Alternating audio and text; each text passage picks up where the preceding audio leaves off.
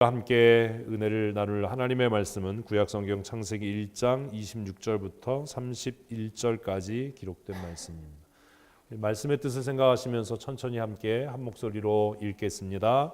하나님이 이르시되 우리의 형상을 따라 우리의 모양대로 우리가 사람을 만들고 그들로 바다의 물고기와 하늘의 새와 가축과 온 땅과 땅에 기는 모든 것을 다스리게 하자 하시고, 하나님이 자기 형상 곧 하나님의 형상대로 사람을 창조하시되 남자와 여자를 창조하시고, 하나님이 그들에게 복을 주시며 하나님이 그들에게 이르시되 생육하고 번성하여 땅에 충만하라.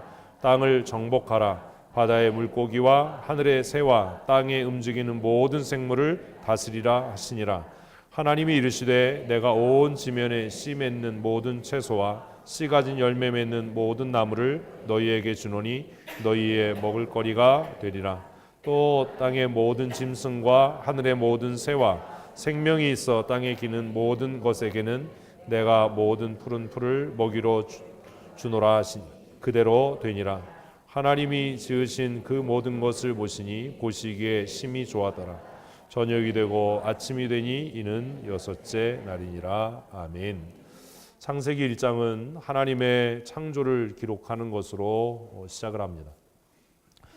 학교에 다니면서 중학생이 돼서 그 생물을 배웠어요.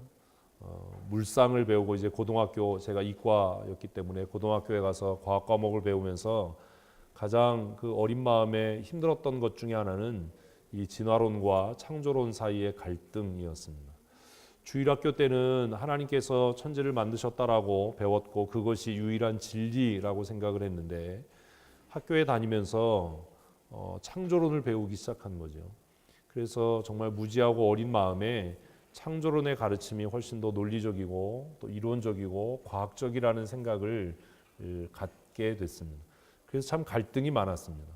제 어린 마음에 들었던 생각이 뭐냐면, 창세기 1장 1절이 거짓말이라면 성경은 나머지 전부가 다 거짓말인 거죠. 창세기 1장 1절이 진리이고 진실이라면 나머지는 뭐 믿고 의심하고 할 여지 없이 진리임에 확실했기 때문입니다. 근데 참 안타까운 것은 교회에서 주일학교 선생님이 이 창조에 대한 것을 논리적으로 합리적으로 가르쳐주지 못했다라는 거예요. 그냥 주일학교에서 공과 시간에 기껏 했던 것은 성경 문제를 풀 때 첫째 날 뭘 만드셨느냐, 뭐 줄긋기나 가로넣기, 이게 전부였지 창조론과 진화론의 관계, 어떤 것이 더 논리적이고 또 이성적이고 과학적이고 합리적인가 하는 것들을 교회에서 누구도 가르쳐주지 않은 거예요. 그래서 혼자 고민할 수밖에 없었어요. 이제 고등학생이 되고 나서 그래서 이것들을 가지고 고민하면서 혼자 따로 공부를 했어요. 어떤 게 더 과학적인가, 어떤 게 논리적인가. 그래서 제가 아직도 교회 다니고 목사가 된 걸 보면 어떤 게 더 과학적이었겠어요? 창조론이죠. 진화도 가설이고 창조도 가설인 겁니다. 마치 우리는 학교에서 창조는 과학이고 거꾸로 얘기했네요. 제 속마음이 그래서 그래요. 진화는 과학이고 창조는 그저 미신적인 것이라고 이렇게 가르치는데, 조금 더 깊이 있게 고민하고 또 그런 과학적인 근거들을 채집하고 하면서 깨달은 게 뭐냐 하면, 진화론보다는 창조론이 훨씬 더 합리적이고 과학적이라는 거예요. 그래서 안타까웠던 게 뭐냐면, 왜 이걸 교회가 가르치지 않는가? 왜 주일학교 때 아이들에게 하나님이 천지를 지으신 것이 그저 믿음과 신앙의 문제가 아니라 이것이 진리이고 불변의 사실이다라고 하는 것들을 왜 가르치지 않는가?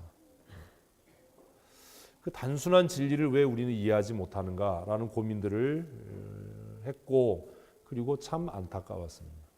그래서 제가 생각하기에 주일학교 교사는 청년이나 뭐 고등학교를 갓 졸업한 애들이 할 일이 아니라 그 교회에서 가장 믿음이 좋고 또 구원의 확신이 있고 성경과 일반 상식에 해박한 사람들이 주일학교의 저학년 교사를 맡아서 주일학교 아이들이 어려서 하나님께서 이 세상과 만물을 지으셨다라고 하는 이 불변의 진리, 이 과학적인 사실을 명확하게 설명하고 가르쳐야 한다라고 하는 생각을 하게 되는 거죠. 우리 주일학교에서는 잘 가르치고 있나요? 고미자 권사님? 묻는다고 해결될 게 아니에요. 지금은 이 아이들의 그 지식이 점점점 분량이 많아져서 초등학교에서 이미 창조와 진화에 대한 이야기를 가르치죠. 진화에 대한 이야기를 가르치죠. 제가 20대 때 주일학교를 가르칠 때 어떤 아이가 선생님, 왜 성경에는 공룡 얘기가 없어요? 공룡도 하나님이 만드셨나요? 를 물은 적이 있었어요. 공룡이 있긴 있었나요? 공룡을 하나님이 만드셨나요? 걔네들은 다 어디 갔지요? 초등학교 아이들이 가질 수 있는 지극히 정상적인 생각이거든요. 남자아이들이 어려서 좋아하는 장난감 그 인형 중에 하나가 공룡 인형이잖아요. 공룡 중에 제일 유명한 공룡이 뭔지 아세요? 예? 예? 티라노사우루스요? 둘리예요.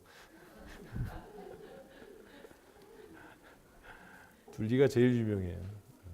펭귄 중에 제일 유명한 펭귄 아세요? 뽀로로잖아요. 아, 이게 이해를 못해요. 뽀로로. 네, 뽀로로의 그 실체를 아세요? 뽀로로는 안경빨이다. 뭐 이런 거. 괜한 얘기를 하는 거죠. 주일학교 아이들 정신 차리라고. 네 딴짓하지 마라. 그래서 오늘 창세기 1장 말씀을 우리가 다시 생각해 보려고 합니다. 창세기 1장에서 중요하게 다루는 것은 하나님의 존재에 대한 존재 증명이 아닙니다. 성경은 창세기 1장을 시작하면서 하나님의 존재를 전제함으로 시작합니다. 그래서 창세기 1장 1절 우리 함께 암송해 볼까요? 태초에 하나님이 천지를 창조하신 하나님이 천지를 창조하셨다. 하나님이 언제부터 계셨는지 어떻게 계셨는지 그것에 대해서 설명하지 않고 하나님의 존재를 전제한 상태로 이 우주와 만물을 하나님이 창조하셨다라는 선언으로 그 장엄한 선언으로 성경을 시작합니다. 어려서부터 그것을 당연하게 생각하고 당연하다라고 여기고 읽었는데 과학을 배우면서부터 이게 흔들리기 시작하는 거죠. 하나님은 누가 만들었지? 하나님은 언제부터 존재하셨지? 하나님이 안 계셨을 때는 없었나? 라는 고민이에요. 주일학교 선생님들에게 드리는 숙제입니다. 이 고민을 한 번쯤 해보셨으면 좋겠습니다. 어쨌든 창세기 1장은 하나님의 존재에 대한 자기 존재 증명을 하지 않습니다. 하나님이 처음부터 계셨고 그 하나님께서 어느 날 무슨 생각이 들었는지는 모르겠지만 만물을 만들기로 작정하셨고 만드셨다. 그리고 1장 전체는 하나님의 창조를 기록합니다. 그 하나님의 창조의 특징들을 살펴보면 첫 번째는 뭐예요? 말씀으로 창조하십니다. 무에서부터 유로의 창조. 우리가 무언가를 발명해가고 만들어가는 것은 형태의 변환에 불과한 거예요. 도자기는 뭘로 만들죠? 흙으로 만들죠.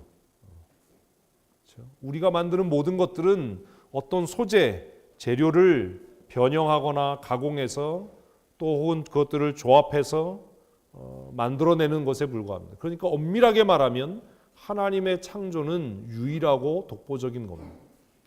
그래서 창세기 1장을 읽어보면 하나님의 창조의 특징은 무에서부터 유로의 창조이고 그 하나님의 창조의 유일한 소재는 뭐예요? 말씀의 권능이에요. 말씀의 권능. 그래서 기독교의 핵심은 종교적인 행위나 어떤 의식이나 절차에 있는 것이 아니라 어디에 있는 거예요? 말씀의 능력에 있어요. 아멘이십니까? 우린 그래도 아멘을 안 하잖아요. 아멘.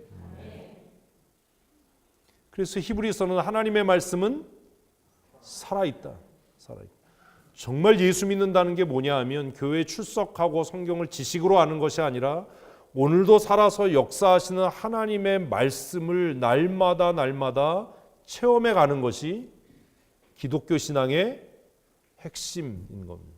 이것을 요한복음은 영접하는 자 그 이름을 믿는 자들에게 하나님의 자녀가 되는 권세를 주셨다라고 말씀합니다. 사랑하는 성도 여러분, 여러분의 삶에 또 우리 춘천성도교회 모든 성도들의 삶에 하나님의 말씀이 살아서 역사하는 은혜를 하나님께서 주실 줄로 믿습니다. 눈에 보이는 것으로 평가하고 눈에 보이는 것으로 판단하고 눈에 보이는 것으로 이야기하는, 이렇게 표현하면 조금 그렇지만 물질에 속한 사람이 아니라 눈에 보이지 않는 것을 이야기하고 눈에 보이지 않는 것들을 꿈꾸는 영에 속한 사람들이 되셨으면 좋겠습니다. 하나님의 창조의 특징은 그겁니다. 보이지 않는 것들, 존재하지 않는 것들을 단지 무엇으로 말씀으로 이루어 가시는. 그래서 우리의 말이 바뀌어야 되는 거예요. 문제 있어. 이런 게 문제야. 저게 문제야가 아니라, 다시 한번 하십시다. 할 수 있습니다. 하면 됩니다. 해봅시다. 아멘. 좋은 교회가 될 줄로 믿습니다. 이런 거예요. 우리의 말이 그렇게 만드는 거예요.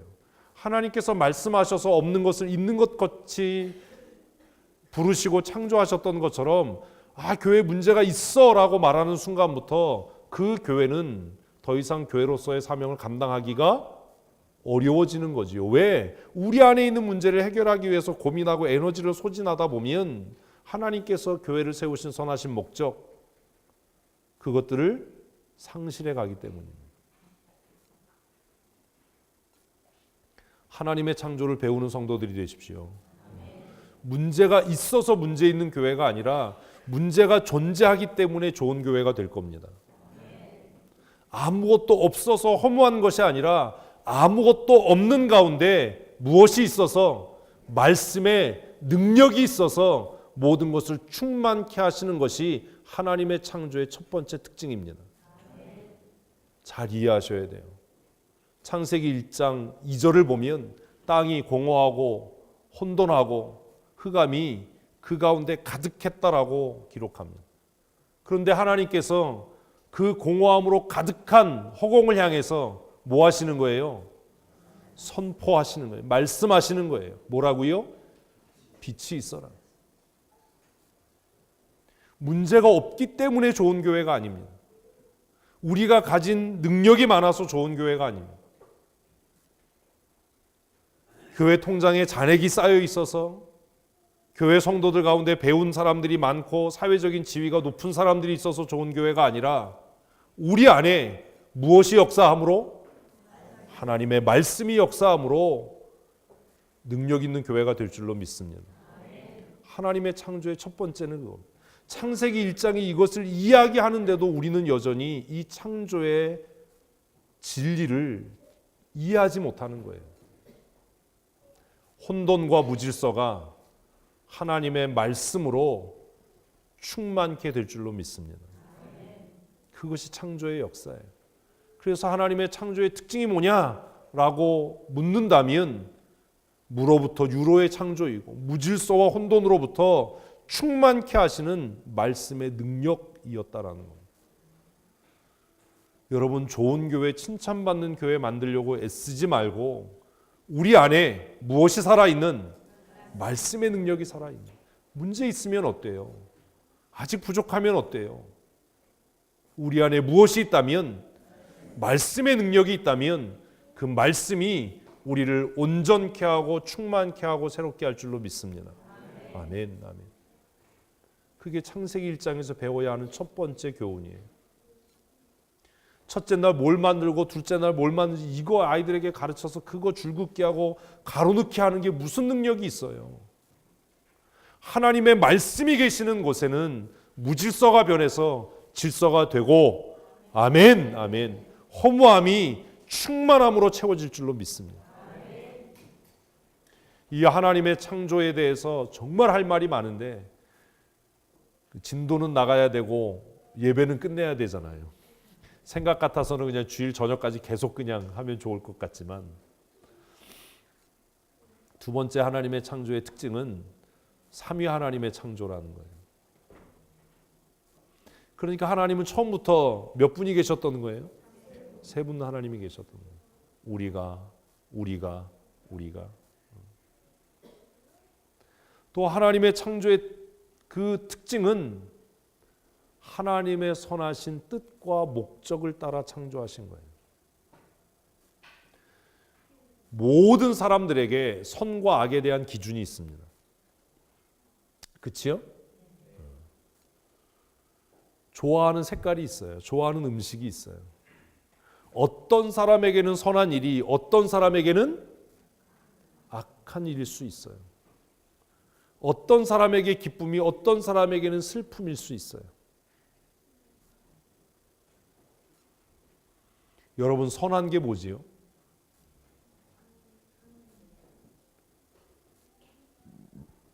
예수 믿는다는 것은 선과 악에 대한 기준이 바뀌어가는 겁니다. 내 마음에 들면 선하고 내 마음에 들지 않으면 악해, 내게 유익이 되면 선하고 내게 손해가 되면 악해, 이건 그냥 일반적인 사람들, 자연인의 삶이에요. 창세기 1장을 통해서 배워야 하는 가장 중요한 교훈 중에 하나는 모든 선과 악의 기준은 누구다? 하나님의 선하신 뜻이다. 아멘이십니까? 여러분, 이것만 명확해져도 교회는 다투고 싸울 일이 없어져요. 왜 다투는 거지요? 내 마음에 안 드니까요. 내 마음에 안 드니까. 제가 예전에 말씀드렸잖아요. 예배당 새로 짓고 교회가 싸워서 둘로 쪼개졌어요. 왜 싸웠냐 하면 예배당 바닥에 까는 뭐 때문에요? 카펫 색깔 때문에. 빨갱이파, 뭐 파랭이파 이렇게 나누는 것처럼 다 마음에 들 수 없어요. 그래서 제가 얘기하잖아요. 본질이 아닌 것 가지고는 싸우지 마라 라는 말은 목사의 취향을 따라와라 라는 얘기가 아니라 누구의 선하신 뜻? 하나님의 선하신 뜻. 그래서 고민해야 되는 거예요. 이게 하나님이 기뻐하시는 일인가? 내가 이렇게 행동하는 것이, 내가 이렇게 말하는 것이 하나님의 기뻐하신 뜻인가? 많은 사람들은 자신의 감정에 충실하게 살아갑니다. 그래서 자신의 감정이 동요되면 은혜 받은 거고, 교회에서도 자신의 감정이 상하면 좋은 교회가 아닌 겁니다. 그렇다 보니까 목사님들이 말씀을 전할 때 지뢰밭을 걷는 사람처럼 설교하는 거예요. 어떻게 해요? 누구도 상처받지 않을 설교. 그래서 대부분 교회가 갑자기 부흥했어요. 뭐 갑자기 몇 년 안에 뭐 몇천 명이 됐어요.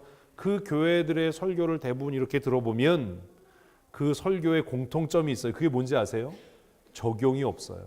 무슨 말이냐 하면 누구도 그 설교 듣고는 찔림을 받거나 상처를 받을 일이 없어요. 찔림을 받거나 상처를 받을 일이 없다는 말은 변해서 거룩한 하나님의 사람이 될 가능성이 없다라는 말입니다. 안전하게 가는 거예요. 안전제일주의.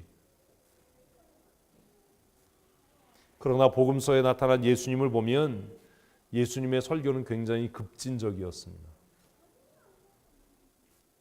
미국의 젊은 목사님이 쓴 레디칼이라는 책이 있습니다. 그 책이 처음 출판됐을 때 제가 이렇게 읽어보고 생각이 나하고 많이 비슷하네 라는 생각을 했는데 굉장히 좀 도전적이고 급진적이에요. 그래서 부딪히는 일들이 많지요. 모든 선과 악의 기준은 인간적인 윤리, 도덕적인 가치가 아니라 뭐라고요? 하나님의 선하신 뜻이에요. 이것이 창세기 1장에서 선명하게 인식되지 않으면 출애굽기와 여호수아를 가면 문제가 생겨요. 어린아이, 남녀노소를 가리지 않고 어린아이들을 가나안에 사는 사람들을 진멸하는 것이 선한 일입니까? 악한 일입니까? 여기에 문제가 생기는 거예요. 우리가 믿고 싶은 하나님, 우리가 알고 싶은 하나님은 사랑의 하나님이신데 어떻게 그 사랑의 하나님이 아말렉을, 모압의 사람들을 어린 아이들조차 살려두지 말고 뭐 하라고요? 진멸하라고, 죽여버리라고 말씀하시는 거예요. 그런 하나님이라면 나는 믿지 않겠다. 이게 인본주의예요. 우리는 그런 고민도 못해요. 그래서 우리는 그냥 하나님은 사랑이셨으면 좋겠는 거예요. 보십시오. 이스라엘을 향한 사랑의 하나님은 아말렉에게는 어떤 하나님이죠? 무서운 하나님이에요. 무서운 정도가 아니라 우리를 죽이는, 씨를 말리는, 진멸해버리는 저승사자와 같은 존재 아니었겠어요? 민수기를 묵상하면서 그런 사건들을 자주 만나잖아요. 여자들을 살려뒀더니 모세가 화를 내잖아요. 너희가 바알부올 사건을 기억하지 못하냐? 어떻게 이런 악을 하나님 앞에 저지를 수 있냐? 그리고 모든 남자아이들은 그 아이들이 어리다 할지라도 뭐 해버리고 다 죽여버리고. 그게 납득하실 수 있는 사건인가요? 지금 같으면 뭐 해외 토픽이 얼마나 대서특필되겠어요. 그 문제를 어떻게 받아들일 거예요? 창세기 1장에서 하나님께서 매일매일 창조를 마치시고 하나님이 보시기에 좋았더라, 하나님의 보시기에 좋았더라라는 말을 반복하고 있는 이유는 창조의 최종적인 목적은 인간적이고 윤리적이고 도덕적인 의와 선을 이루는 것이 아니라 무엇을 이루는 것이다? 하나님의 선하신 뜻을 이루어가는 것이다. 오늘 교회는 그렇게 생각하지 않는다는 겁니다. 우리가 지금 예레미야를 묵상하고 있습니다. 예레미야 생각에는 하나님의 구원받은, 하나님의 선택받은 이스라엘 민족이 설령 범죄했다 하더라도, 어제 본문이잖아요. 설령 범죄했다 하더라도 하나님이 이 백성을 멸하시면 안 됩니다. 하나님께서 이 백성을 징계하시고 이 백성에게 기근을 내리시는 것은 하나님께서 하나님 되심을 포기하고 마치 사람같이 쪼존하게 쫌팽이같이 원수 같고 그들에게 질투하는 그런 모습으로 보여지기 때문에 하나님, 이 백성들이 범죄했다 하더라도 하나님은 하나님답게 점잖게 이 백성을 용서하시고 긍휼과 자비를 베푸셔야 합니다. 어제 큐티들을 안 하셨군요. 그게 예레미야의 기도였어요. 어제. 그랬더니 하나님께서 그 기도 듣고 뭐라고 그러시지요? 너는 더 이상 이 백성을 위하여 복을 빌지 마라. 더 이상 기도하지 마라. 내가 이 백성이 하나님 앞에 번제물과 소제물을 가지고 나오는 만큼 뭐 하겠다? 재앙과 진노를 그들에게 쏟아붓겠다. 그들이 예배할수록 그들을 완전하게 멸하고 심판하겠다라고 말씀하시는 거예요. 창세기 1장을 통해서 우리에게 성경이 가르치는 것은 이 땅의 유일한 선은 내 기준이나 내 가치가 아니라 누구의 뜻이다? 하나님의 뜻이에요. 예레미야가 보기에는 이스라엘 백성들이 멸망하지 않는 것이 하나님의 영광이지만 지금 그 상황에서 하나님의 선하신 뜻은 이스라엘 백성들이 망하는 거예요. 그게 하나님의 선이에요. 우리의 생각과는 너무나 다르다라는 거예요. 근데 그것을 창세기 1장은 이미 우리에게 이야기하고 있다라는 거예요. 이 세상에 선한 것은 단 하나인데 그것은 하나님의 선하신 뜻인 겁니다. 우리가 망하는 것이 하나님의 뜻이라면 그렇게 되는 것이 어떤 일이라고요? 선한 일입니다. 독생하신 아들 예수 그리스도, 그 예수님께서 십자가에 못 박힌 바 되어서 고통 가운데 피 흘려 죽는 것이 하나님이 작정한 뜻이라면 그렇게 되는 일이 선하신 겁니다. 아멘이십니까? 그게 하나님의 선이에요. 예수님에게는 고통이지만 창세기 1장은 우리에게 그것을 가르치는 겁니다. 하나님의 창조의 최종적인 목적은 하나님의 기쁨이었습니다. 사랑하는 성도 여러분, 교회가 양적으로 성장하고 부흥하는 일이 바람직한 일이고 좋은 일이지만 그것보다 우리가 힘써야 할 일은 하나님의 기쁨이 되는 성도들이 되십시오. 사람이 많다고 해서 구원이 이루어지는 것 아니고 하나님의 구원은 사람의 숫자에 달려 있지 않다라고 성경은 말씀하고 하나님이 정말로 원하시는 것은 우리 한 사람 한 사람이 하나님의 기쁨이 되는 일입니다. 하나님의 기쁨이 되는 성도들 됩시다. 하나님께서 이런 목적과 의도를 가지고 세상과 만물을 만드셨습니다. 그 창조의 완성은 놀랍게도 사람입니다.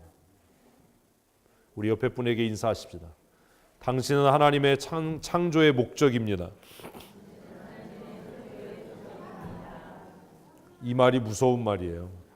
왜 무섭냐 하면 창조의 목적대로 살아라는 말이기 때문에. 하나님의 창조의 완성, 하나님의 창조의 최종적인 목적은 인간이에요. 인간이 만물의 영장인 이유가 바로 여기에 있습니다. 우리 26절 함께 읽겠습니다. 하나님이 이르시되 우리의 형상을 따라 우리의 모양대로 우리가 사람을 만들고, 3번이나 말씀합니다. 우리가 우리의 형상과 우리의 모양을 따라서 사람을 만들자. 그리고 그들에게 계속해서 읽습니다. 그들로 바다의 물고기와 하늘의 새와 가축과 온 땅과 땅에 기는 모든 것을 다스리게 하자 하시고, 하나님께서 창조하시는 그 창조물 가운데 하나님의 형상과 하나님의 모양대로 지음 바 된 것은 아무것도 없었습니다. 그러나 그 창조의 끝에 하나님께서 사람을 만드시면서 이 부분에 우리라는 단어를 3번 사용하십니다. 우리의 형상을 따라 우리의 모양대로 우리가 사람을 만들자. 그래서 사람은 누구의 형상대로? 하나님의 형상대로. 그래서 신약 성경은 우리가 신의 성품에 참여한 자다라고 말씀하는 겁니다. 사람이 존귀한 이유는 진화의 최고의 정점에 있기 때문이 아닙니다. 사람이 정말로 진화의 최고의 정점이 있다면 치타보다 빨리 달려야죠. 그지요? 여러분 치타보다 빨리 달리시는 분 계세요? 치타는 그만두고 토종닭 잡으실 수 있으신 분 계세요? 얘네들이 한 10m씩은 날라요. 인간은 정말 나약하기 그지없어요. 요즘에 우리나라 발칵 뒤집힌 게 뭐 때문에 뒤집혔지요? 너무 뒤집힌 게 많아서. 개미요. 개미 때문에 지금 난리가 났잖아요. 먼 부산의 얘기니까 나하고는 관계가 없어 이렇게 생각하실지 모르지만 개미한테 물려도 사람은 죽어요. 별것 아닌 개미한테 물려도 죽는다고.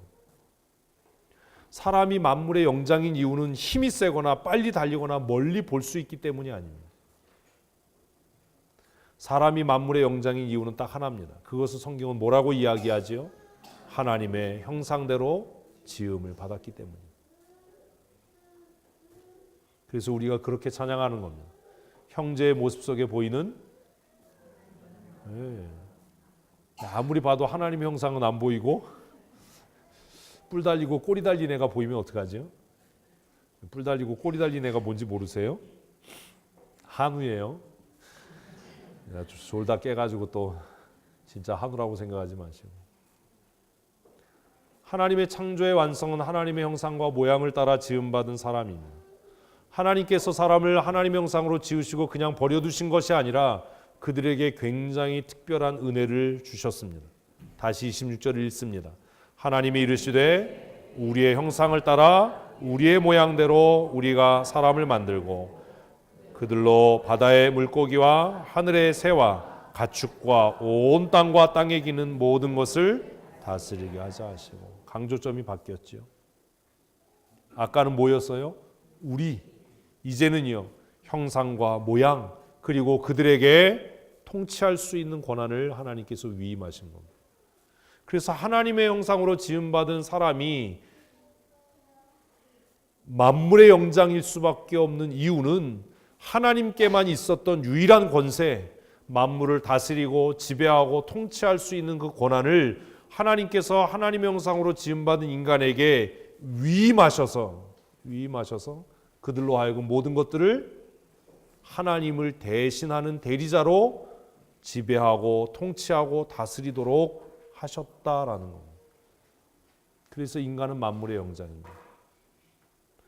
예전에 제가 어렸을 때 텔레비전 시리즈로 보았던 혹성 탈출이라는 영화가 있었습니다. 기억나십니까? 우린 또 영화도 안 보고 그냥 돈 버느라고 바빠서 그렇게 사시나요? 요즘에 혹성 탈출 그 미국 시리즈 드라마가 영화화 됐지요? 설교 준비하면서 제가 좀 고민을 했어요. 이 얘기를 하면 알까? 그래서 이 설교를 준비하면서 혹성 탈출 영화를 봤어요. 감독은 무슨 고민을 하나? 설교 한 편이 만들어지기 위해서 봄부터 서쪽새가 그렇게 우는 것처럼 목사는 때로 밤을 새워 영화를 보기도 한답니다. 혹성 탈출이라고 하는 영화를 통해서 감독이 전하고자 하는 메시지가 있겠지요. 그냥 재미없게 그냥 흥미로 만드나요? 그런 거 아니잖아요. 그 영화를 보면 그 침팬치 무리를 인도에 가는 대장이 있어요. 혹시 이름 아세요? 시저예요. 시저. 근데 놀랍게 그 영화를 보면 이 시저가 고민을 하고 번민을 하고 갈등을 해요.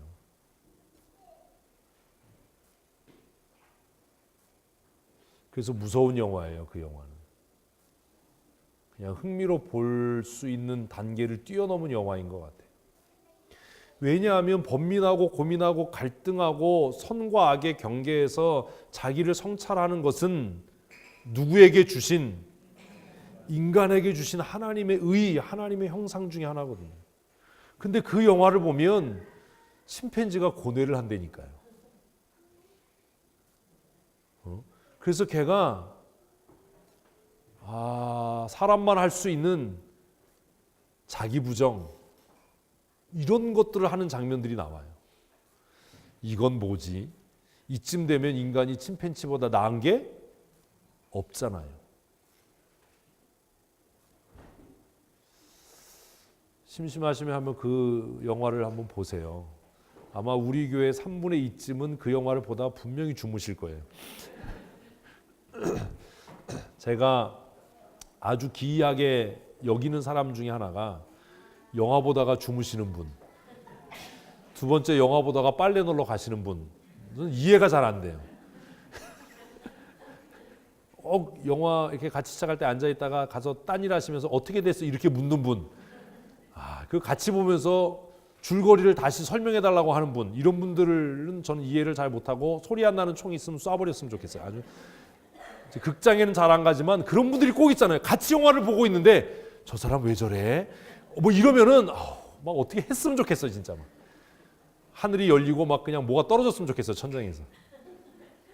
영화 다 끝나고 나왔는데 뭘 봤는지 모르시는 분.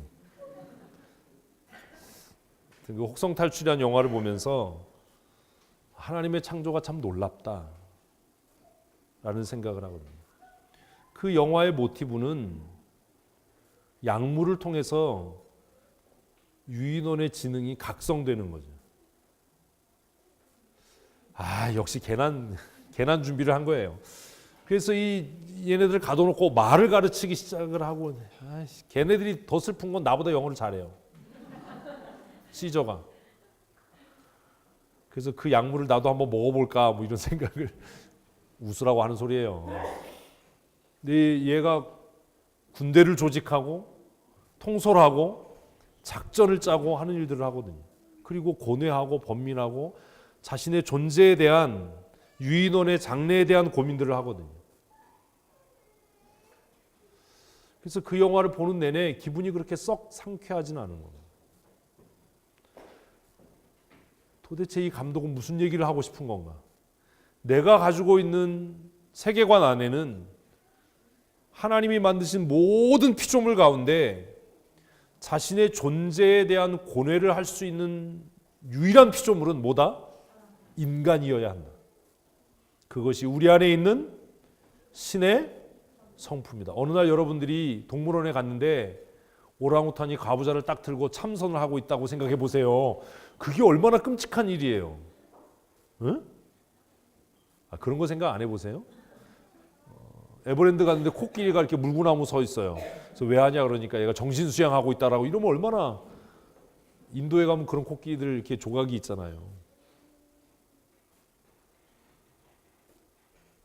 하나님의 형상으로 인간이 지음받았다라는 것은 하나님께 있었던 고유한 권한을 위임받은 존재인 겁니다. 그래서 사람은 위대한 겁니다.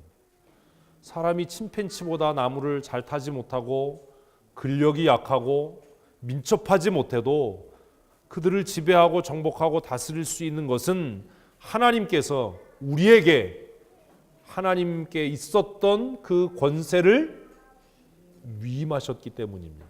아멘이십니까?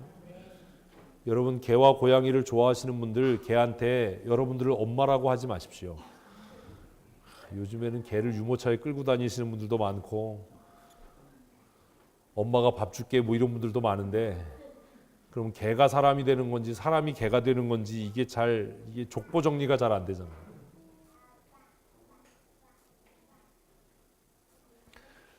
하나님께서 사람을 하나님의 형상으로 지으셨다라는 것을 성경을 확 뛰어넘어가서 전도서로 가면 전도자는 이 모티브를 가지고 이렇게 설명을 합니다. 전도서 3장 11절입니다. 함께 읽겠습니다. 하나님이 모든 것을 지으시되 때를 따라 아름답게 하셨고 또 사람에게는 영혼을 사모하는 마음을 주셨느니라. 지난주에 잠깐 이 말씀을 함께 묵상했지만, 솔로몬은 하나님께서 그에게 주신 탁월한 분별력, 탁월한 지혜, 이전에도 이와 같이 똑똑하고 명석한 사람이 없었고 이 이후에도 이와 같이 명석한 사람이 없을 거야 라고 하나님이 보증하셨던 하나님께로부터 받은 그 명석한